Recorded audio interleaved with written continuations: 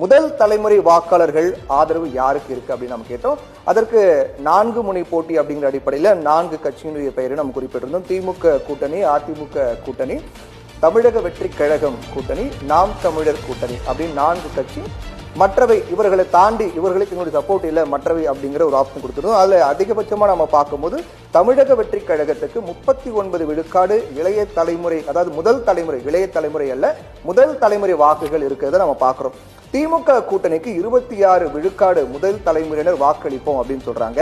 அதிமுக கூட்டணிக்கு 18 விழுக்காடு முதல் தலைமுறையினர் நாங்க வாக்களிப்போம், அதிமுக கூட்டணிக்கு வாக்களிப்போம் அப்படின்னு சொல்றாங்க. நாம் தமிழர் கட்சிக்கு 12 விழுக்காடு முதல் தலைமுறையினர் நாங்க வாக்களிப்போம் அப்படின்னு சொல்றாங்க.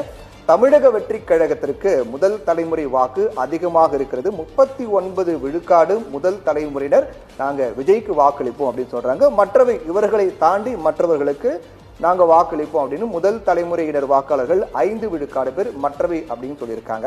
இதுல அதிகபட்சமா நாம பார்க்கக்கூடியது தமிழக வெற்றி கழகம். விஜய் ஒரு சினிமா நட்சத்திரமாக இருக்கக்கூடிய நிலையில அது அவருக்கு ஒரு சாதகமாக அமைந்திருக்கிறது தேர்தல் களத்தில் அப்படிங்கிறத இது நம்ம பார்க்கிறோம். அடுத்து நாம கேட்ட மிக முக்கியமான சுவாரஸ்யமான இன்னொரு கேள்வி அப்படிங்கிறது இதையோட தொடர்புடையதா, ஆனா சற்று வித்தியாசமானது. அதாவது